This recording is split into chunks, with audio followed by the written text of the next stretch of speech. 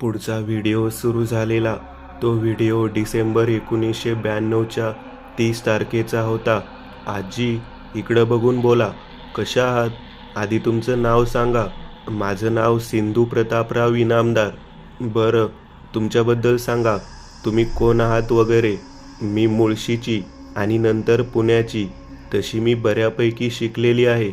माझ्या पेहराव्यावर जाऊ नका, ती म्हणाली. आज आम्हाला सगळंच ऐकायचं आहे तुमच्याबद्दल, इनामदार घराण्याबद्दल आणि मुख्य म्हणजे त्या वाड्याबद्दल. सांगताल? विजयकांतने कॅमेरा स्टँडवर लावलेला. सिंधूच्या बाजूला सुनेत्रा बसलेली. खरंच सगळं ऐकाल तुम्ही? मी वेडी नाहीये. मला वेडं ठरवलं गेलं. आम्हाला माहिती आहे आजी, तू वेडी नाहीयेस. म्हणून तर आम्ही तुला तिथून घेऊन आलोय ना. सांग ना. सुनेत्रा म्हणाली. सांगते. मी सिंधू इनामदार. माझे वडील प्रतापराव इनामदार मुळशी तालुक्यातील खूप मोठे जमीनदार होते. मुळशी गावातच आमचं कुटुंब स्थायिक होतं. खूप सारी जमीन, धन दौलत सगळं काही होतं. मला एकूण 3 भाऊ होते आणि 3 बहिणी. मी सगळ्यात लहान. लहानपण मुळशी गावातच गेलं. आम्ही एकत्र कुटुंबात राहत होतो. गावातच एक मोठा वाडा, जमीन सगळं होतं. सगळं काही व्यवस्थित सुरू होतं आणि अचानक वडील आजारी पडले. नक्की त्यांना काय झालं होतं हे आम्हाला कोणाला घरातले मोठे लोक कळू देत नव्हते. सुरुवातीला वडिलांना पक्षघाताचा झटका आला आणि ते मग जागेवरच पडून असायचे. हळूहळू आम्हाला मुलांना त्यांच्या खोलीत जाण्यास बंदी घालण्यात आली. जवळपास 2 महिने होऊन गेले. मी माझ्या वडिलांना बघितलं नव्हतं. इतकंच काय, माझ्या इतर भावांनी, बहिणींनी पण त्यांना बघितलेलं नव्हतं. घरातली सगळी सूत्र आता आमच्या काकांनी हाती घेतली. काकांना एक विचित्र असा तणाव जाणवू लागला होता. कदाचित त्यांना असं काहीतरी माहिती होतं जे फक्त माझ्या वडिलांना माहिती होतं. मला अजूनही आठवतंय, मी 11 वर्षांची होते आणि एके दिवशी रात्री मी काकांना वडिलांच्या खोलीकडे जाताना बघितलं. घरातले सगळे झोपलेले होते. मला माझ्या वडिलांना बघायचं होतं. माझा खूप जीव होता त्यांच्यावर, पण 2-2.5 महिने झाले होते मी त्यांना पाहिलेलं नव्हतं. नक्की काय झालं होतं त्यांना, हाच विचार माझ्या मनात सारखा घोळत होता. मी हळूच काकांच्या मागे मागे गेले. काकांना ती गोष्ट समजली नव्हती. वाड्यात बाबांच्या खोलीजवळ येत मी हळूच आत पाहिलं आणि माझ्या वडिलांचं ते रूप बघून माझं डोकं सुन्न झालं. एकेकाळी रुबाबदार, आकर्षक आणि देखणा असलेला माझा बाप असा काय झाला होता? वजन अतिशय चमत्कारिकरित्या कमी झालेलं. त्यांचे शरीर म्हणजे फक्त आता हाडांचा एक ढाचा एवढाच राहिलेला. एक कान जणू काही कापला गेला होता. डोक्यावरचे सगळे केस गळून गेले होते आणि तोंडाचा आकार अगदी निमुळता झालेला. एकेकाळी तोंडात फक्त डाळीचा किंवा तांदूळाचा एक दाणा जाऊ शकेल इतका लहान त्यांच्या तोंडाचा आकार झालेला. त्यांना श्वासही घेता येत नव्हता. माझा काका वडिलांशी बोलत होता. ते बोलणं मी ऐकू लागले. दादा, मी गेलो होतो तिथं. तू सांगितलं होतंस तिथं. जागा बघून आलोय. ती पेटी तिथंच ठेवलीये मी. माणूस पण शोधलाय. उद्या आवस आहे. सगळं नीट करून मगच येईन, असं काका म्हणाला आणि खोलीतून बाहेर यायला निघाला. मी पटकन तिथून माझ्या खोलीकडे धावले. काय झालं कोणास ठाऊक, पण त्या रात्रीच मला ताप भरला आणि मी पुढचे 2 दिवस आजारी पडले. पुढच्या 2 दिवसात काय झालं मला काहीही कळलं नाही. पण जेव्हा मी परत बरी होऊन नॉर्मल झाले तेव्हा मला समजलं की माझ्या वडिलांची तब्येत आता चमत्कारिकरित्या सुधारली होती. कदाचित काका त्यांना जे म्हणाला होता ते काम त्यांनी केलं होतं, पण ते कशाबद्दल बोलत होते ते काही समजलं नाही. त्या गोष्टीला 1 महिना झाला असेल. संध्याकाळची ती वेळ होती. पावसाळ्याचे दिवस होते. शेतावर काम करणारे 4-5 मजूर घाबरलेल्या अवस्थेत धावत वाड्याच्या दिशेला येताना दिसत होते. काहीतरी घडलं होतं. नंतर समजलं, शेतावर काकाला साप चावला होता आणि त्याचा तिथेच मृत्यू झाला होता. ही गोष्ट माझ्या वडिलांना समजल्यावर त्यांच्या चेहऱ्यावर दुःख तर होतं, पण कसली तरी एक विचित्र अशी भीती देखील जाणवत होती. हा खूप मोठा धक्का होता आमच्या कुटुंबासाठी. वडिलांच्या नंतर काकाच एकमेव होता जो या घरातला कर्ता पुरुष होता. त्या धक्क्यातून आमचं कुटुंब हळूहळू सावरलं. 2-3 महिने गेले असतील आणि ती विचित्र अशी घटना मी पाहिली. संध्याकाळचे 7 वाजले असावेत. मी आणि माझे काही भावंड आम्ही लपंडाव खेळत होतो. अंधार पडलेला. आमच्यातले एका भावावर राज्य होतं. प्रत्येकाचा हाच अट्टहास होता की आपण अशा ठिकाणी लपावं की कोणीच आपल्याला शोधू नये. अशातच वडिलांच्या मोटारीच्या मागच्या बाजूचे दार उघडं दिसत होतं. मी तिथे जाऊन लपले. अशा पद्धतीने लपले की कोणालाच मी दिसणार नाही याची मी खात्री केली. बराच वेळ झाला आणि अचानक गाडीचं दार उघडून माझे वडील आणि माझा मोठा भाऊ विश्वंभर गाडीत पुढच्या बाजूला बसले आणि त्यांनी गाडी सुरू केली. मला खूप छान वाटत होतं. हे दोघं मला कधीच फिरायला घेऊन जात नाहीत आणि या मोटारी तर आम्हाला कधी बसूही देत नाहीत. पण आज त्यांच्या नकळत मी तिथे बसले होते आणि आता ते जिथे कुठे जातील तिथे मीही त्यांच्या बरोबर जाईन आणि त्यांना कळणार देखील नाही. हा बालिश विचार मनोमन करत मी तशीच मागच्या बाजूला पडून राहिले. कितीतरी वेळ तो प्रवास तसाच सुरू होता. बाबा आणि विश्वंभर दादा एकमेकांशी बरंच काही बोलत होते पण माझं त्यांच्याकडे लक्षच नव्हतं. मला त्या प्रवासात खूप छान वाटत होतं. हळूहळू आता असं लक्षात आलं की आम्ही जंगलाच्या मधोमध कुठेतरी आलो आहोत आणि मोटार आता खूप वेळानंतर थांबली. बाबा आणि विश्वंभर दादा दोघेही गाडीतून उतरले आणि गाडीच्या मागच्या बाजूला गेले. त्यांनी गाडीची डिक्की उघडली आणि डिक्कीतून काहीतरी बाहेर काढलं. मी अजूनही लपूनच होते. मी तिथे आहे याची त्यांना इतकीशीही कल्पना नव्हती. मी ती वस्तू घेऊन ते दोघेही गाडीपासून आता खूप लांब गेल्याचं मला लक्षात आलं आणि मी उठून बसली. गाडीच्या आतून मी त्यांना एका वाड्याच्या आतमध्ये जाताना बघत होते. चोहूबाजूने जंगलाने वेढलेली ती वाड्याची इमारत होती. त्या दोघांनी एक लाकडी पेटी धरली होती. इंग्रजांचा तो काळ होता. गावात एक चर्च होता आणि चर्चच्या मागेच एक ख्रिश्चन लोकांचं स्मशान देखील होतं. त्या स्मशानात जशा पेट्या असतात तशीच ती पेटी होती. कधीतरी एका ख्रिस्ती माणसाचा अंत्यविधी बघितला होता त्यात अशीच पेटी बघितल्याचं मला आठवत होतं. ते दोघेही ती पेटी घेऊन वाड्याच्या आतमध्ये निघून गेले. मला त्या घटनेचे गांभीर्य कळत नव्हतं. मला खूप मज्जा वाटत होती. आता मी मागून जाते आणि या दोघांना घाबरवते अशा बालिश विचाराने मी गाडीतून खाली उतरले आणि त्याच वाड्याच्या आतमध्ये हळूहळू जाऊ लागली. वाड्याच्या प्रवेशद्वाराजवळ येत मला आतमध्ये हलकासा प्रकाश दिसला. मी आता वाड्याच्या आत प्रवेश केला आणि उजव्या बाजूला मला एक खोली दिसली. खोलीत दादा आणि बाबा दोघांचे कपडे काढलेले दिसत होते. मला काहीच कळलं नाही. हे कपडे इथे कसे? हे कपडे तरी या दोघांनी घातले होते. मी हळूच समोरच असलेल्या एका मोठ्या खोलीच्या दाराशी आली आणि आत डोकावलं.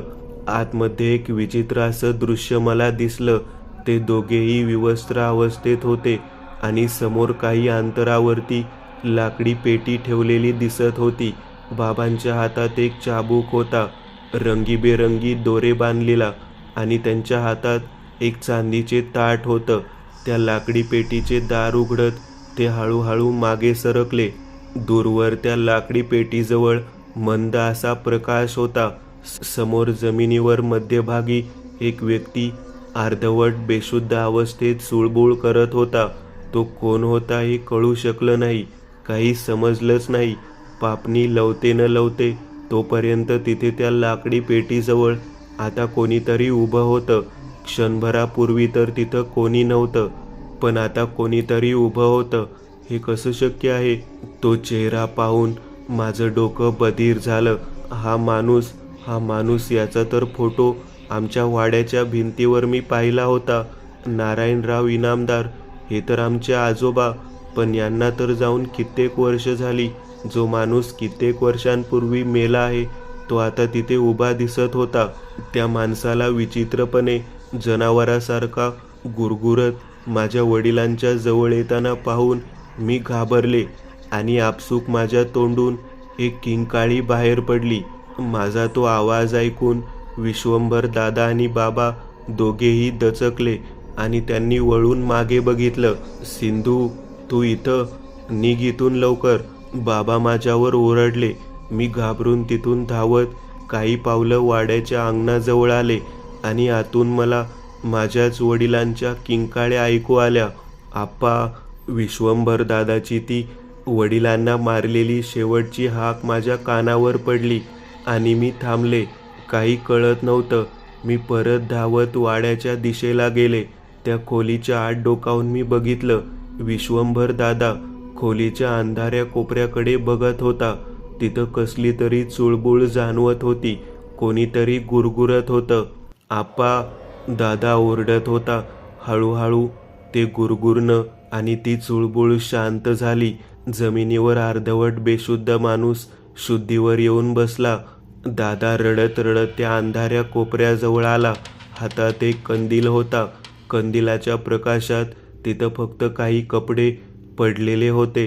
ते कपडे माझ्या वडिलांचे असणं शक्यच नव्हतं, कारण ते तर विवस्त्र होते. पण ते कपडे त्याच माझ्या आजोबांचे दिसत होते, जे त्या पेटीतून बाहेर आले होते. माझे बाबा तिथं कुठंच नव्हते. अरे, कोण आहात तुम्ही? मला इथं का आणलं आहे? अर्धवट शुद्धीत तो माणूस उठून उभा राहिला. त्या माणसाला बघून तर मला धक्काच बसला, कारण ती आमच्या गावात नुकताच शाळेवर रुजू झालेला मास्टर होता. पण त्याला इथं बाबा आणि दादा का घेऊन आले होते मला काहीच कळत नव्हतं. दादा रडत होता. अरे, मला का आणलं इथं? तो माणूस आता ओरडत होता. डोक्याला हात लावून तो खोलीच्या दाराकडे चालू लागला. अचानक दादा उठला आणि बाजूलाच पडलेला एक दगड घेऊन मागून त्या मास्तराच्या मागे येत तो दगड त्याने त्याच्या डोक्यात घातला. मास्तर जागीच कोसळून गतप्राण झाला. दादा रडत रडत तोच दगड त्याच्या डोक्यात घालत राहिला. मी थरथरत ते दृश्य तसंच बघत जमिनीवर कोसळले. नक्की काय होतं ते काहीच समजलं नव्हतं. मला शुद्ध आली तेव्हा मी घरी होते. या सगळ्यामध्ये पूर्ण 2 दिवस उलटून गेले होते. वडील बेपत्ता झाले ती एक बातमी आता पूर्ण गावात पसरलेली. घरातही तेच सगळं सांगण्यात आलं. ते खोटं होतं हे माहिती असणारी फक्त मी होते आणि दुसरा होता विश्वंभर दादा. माझ्यामुळेच वडिलांचा जीव गेला होता हे दादाच्या नजरेत दिसायचं. तो काही बोलायचा नाही, पण ते दिसायचं. मला खूप सारे प्रश्न होते. नक्की वडिलांचं झालं काय? आणि नक्की त्या पेटीतून माझे आजोबा कसे काय बाहेर आले होते, जे कित्येक वर्षापूर्वीच वारले होते? पण प्रश्न कोणाला विचारणार? दादा बोलायला तयार नव्हता. 6 महिने उलटले, पण तो धक्का अजूनही जसाच्या तसा मनावर घाव करून गेलेला. पण घरातली परिस्थिती वेगाने बदलू लागली. आर्थिक भरभराट झाली. दादाने आता गावातला वाडा विकला आणि पुणे शहरात एक मोठा बंगला विकत घेतला. अशातच मी 14-15 वर्षाची झाले. पोंगाडावस्थेत प्रवेश झाला होता. मासिक धर्म सुरू झाला होता आणि त्याच रात्री मला एक विचित्र स्वप्न पडलं. स्वप्नात आता मला तोच वाडा दिसत होता. त्याच खोलीत ती पेटी मध्यभागी ठेवलेली. पेटीचं दार उघडून बाहेर येणारे माझे वडील मला दिसले. पण ही तर सुरुवात होती, कारण आता ते स्वप्न मला रोज पडू लागलं. माझं मानसिक संतुलन बिघडू लागलं. अशीच ती एक रात्र होती. बंगल्यातल्या माझ्या खोलीत मी झोपले होते. स्वप्न नुकतंच पडून गेलेलं. मी दचकून उठले होते. खोलीच्या बाहेर मला कसले तरी आवाज ऐकू आले. मी खिडकीजवळ आले. समोर एक मोटार होती. मोटारीच्या उघडलेल्या डिकीत मला तीच लाकडी पेटी दिसत होती. दादा ती गाडी घेऊन त्या रात्री निघून गेला. कुठेतरी मलाही ठाऊक होतं की दादा कुठे चालला होता. दुसऱ्या दिवशी सकाळपर्यंत मी जागीच होते. 7:30-8 वाजता दादा परत आला. ती मोटार बंगल्याच्या समोर उभी करून तो त्याच्या खोलीत निघून गेला. गडबडीमध्ये त्याने डिक्की कदाचित लॉक केली नव्हती. मी खोलीतून बाहेर आले आणि त्या डिक्कीजवळ गेले. डिक्की उघडी होती. ते दार वर सरकवत आतमध्ये ठेवलेली ती लाकडी पेटी मी बघितली आणि त्या पेटीचं लाकडी दार मी उघडून आत नजर टाकली आणि माझं डोकंच सुन्न झालं, कारण आतमध्ये माझ्याच वडिलांचं विचित्र अवस्थेत असलेलं ते प्रेत मला दिसत होतं. आधी यात आजोबा होते आणि आता माझे वडील. गळ्यावर विचित्र असा जखमेचा एक मोठा व्रण उठलेला होता. डोळ्याच्या जागी केवळ 2 खड्डे होते. भयानक असं ते दृश्य होतं. मी ते दार बंद केलं, डिक्की बंद करून धावत आत आले आणि बेशुद्ध पडले. मग पुढे काय केलंस तू? सुनेत्राने सिंधूला विचारलं. हळूहळू मला पडणारी स्वप्न खूपच विचित्र रूप घेऊ लागली. संध्याकाळ झाली की माझ्या छातीत धडकी भरायची, कारण झोप लागल्यानंतर माझं ते ठरलेलं स्वप्न सुरू व्हायचं, ज्यात त्या लाकडी पेटीतून माझे वडील उठून बाहेर उभे राहत आहेत. हे स्वप्न म्हणजे एखाद्या अविरत साखळीसारखं वारंवार मला दिसत राहायचं. पण आता मात्र काही दिवसातच या घटना खूपच भयानक रूप घेऊ लागल्या. गाडीच्या डिक्कीत वडिलांचं मी प्रेत पाहून आता 8-15 दिवस उलटून गेले होते. ती गाडी मला दिसली तरी माझ्या अंगावर काटा यायचा आणि अशातच त्या रात्री मला एक वेगळंच स्वप्न पडलं. स्वप्नात सुरुवात कशी झाली ते मला समजलं नाही. मी त्या वाड्याच्या एका अनोळखी खोलीमध्ये एकटीच उभी होते. सगळीकडे अंधार होता, पण वाड्यात जागोजागी ठिकठिकाणी काही मंद प्रकाश टाकणारे कंदील लागलेले दिसत होते. तसं पाहता तो वाडा मी आयुष्यात फक्त एकदाच बघितला होता. त्यात सुद्धा मी त्या वाड्याच्या आतमध्ये कधीच प्रवेश केला नव्हता. दाराच्या पासून एक लहान खोली सोडल्यावर दिसणारी एक मोठी खोली इथपर्यंतच मी गेले होते. पण आता मला आतमधली एक अनोळखी खोली दिसत होती. त्या अनोळखी खोलीच्या कोपऱ्यात एक कंदील खुंटीला अडकवलेला होता आणि त्या कंदिलाच्या बाजूला एक दार उघडलेलं दिसत होतं. ती वाट मला खुणावत होती. सिंधू, ए सिंधू. जणू कुणीतरी मला त्या वाटेकडे आवाज देऊन बोलवत होतं. तो माझ्या वडिलांचा आवाज होता असं मला वाटलं. मी त्या वाटेने त्या दरवाजातून पुढे चालत गेले. काही अंतर पुढे गेल्यावर खाली जाणारा एक जिना दिसत होता. त्या जिन्याने मी खाली आले आणि मला समोर एक खूप मोठी अशी खोली दिसली. ते तळघर होतं. वाड्याच्या खालचं तळघर, ज्याबद्दल कोणालाच कल्पना नसावी. आता ते खरं होतं की नव्हतं हे देखील मला माहिती नाही. मी तिथे पोहोचले. पूर्ण खोली म्हणजे जणू काही एखाद्या झाडाच्या फांद्यांनी आच्छादलेली दिसत होती. जमिनीच्या आतमधून एका झाडाचं खोड वर आलेलं.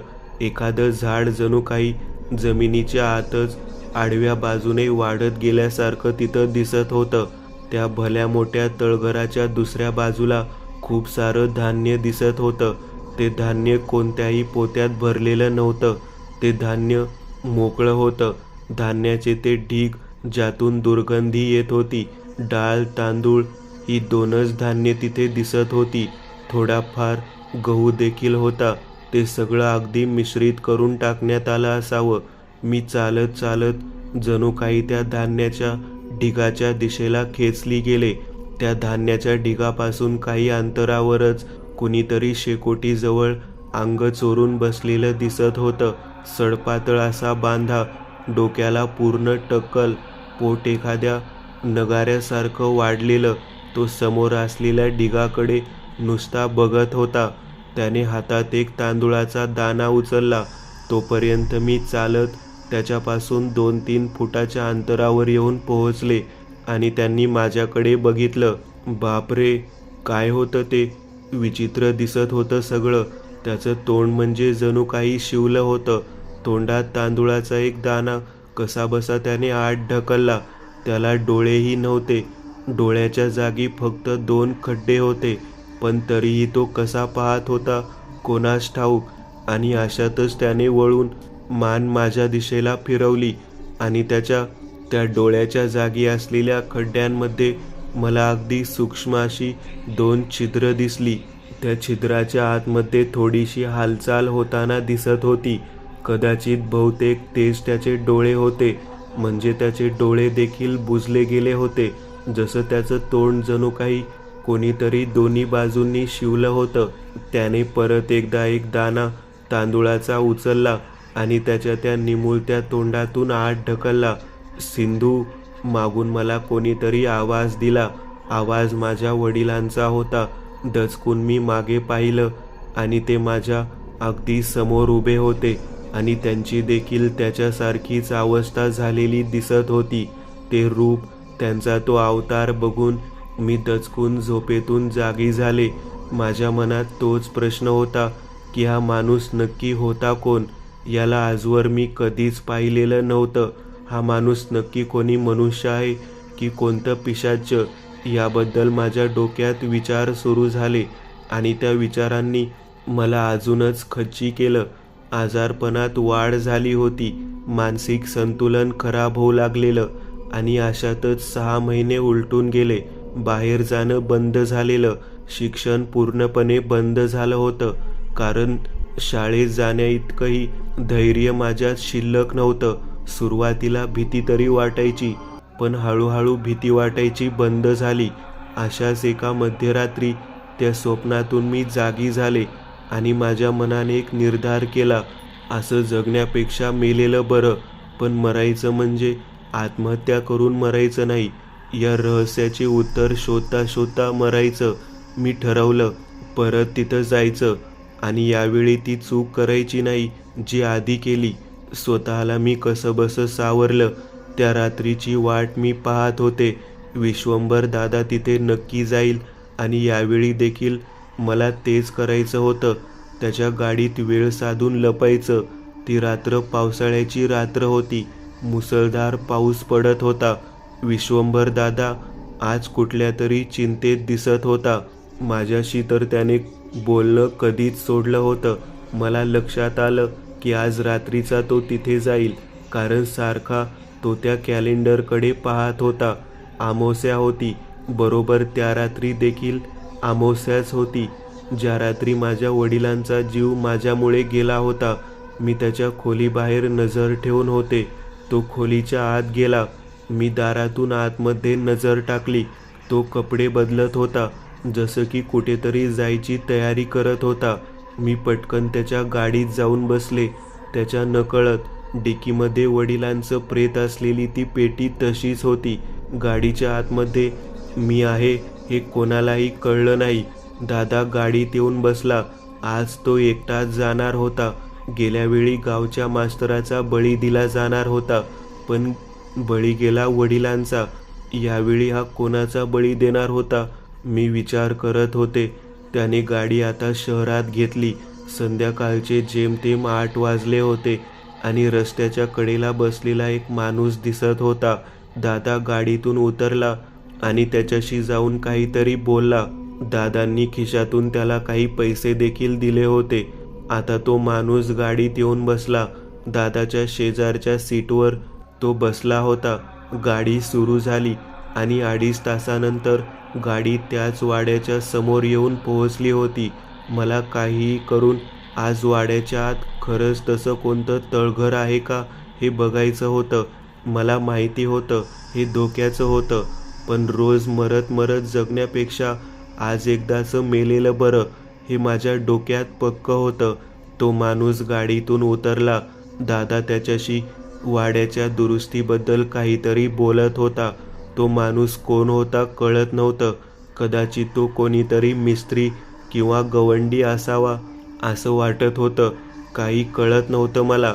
आणि मी बघितलं.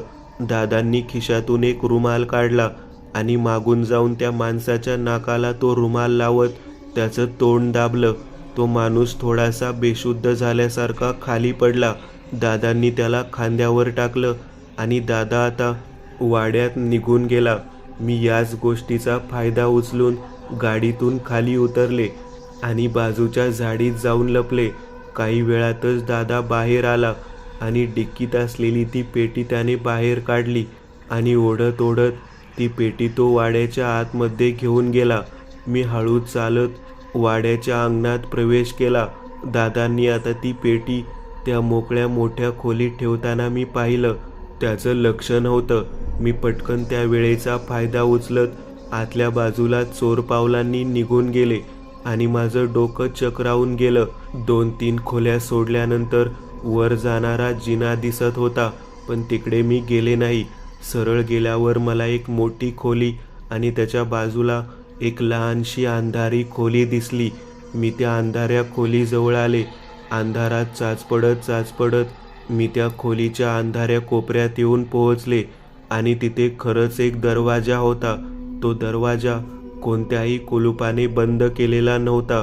दरवाजा खूप ताकद लावून मी स्वतःच्या बाजूला ओढला आणि खरंच खाली जायला तिथून एक गुप्त अशी वाट होती. जिना उतरून मी आता त्या तळघरात येऊन पोहोचले. स्वप्नात पाहिलेलं ते तळघर म्हणजे कोणताही भ्रम किंवा कल्पना नव्हती. ते खरंच तळघर अस्तित्वात होतं.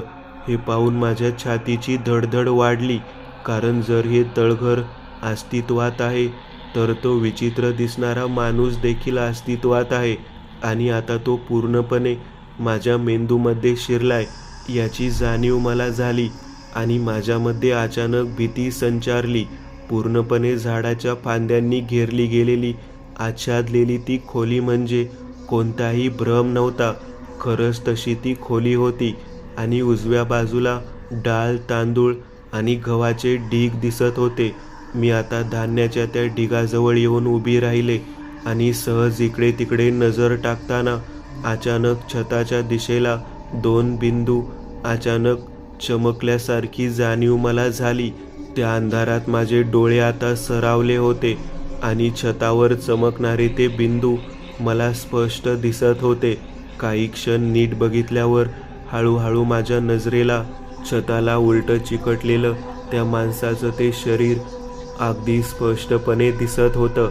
डोक्यापासून ते पायापर्यंत तो छताला उलटा चिकटलेला आणि त्याच्या त्या सूक्ष्मशा 2 डोळ्यातून ती चमक बाहेर येत होती. त्याचे हात तो व्यवस्थितरित्या धान्याच्या त्या ढिगावर हलवत होता, पण त्याच्या हाताला एकच दाणा यायचा आणि तोच दाणा कसा तरी त्याच्यात सूक्ष्म तोंडात कसाबसा कोंबायचा. ते दृश्य मी पाहिलं.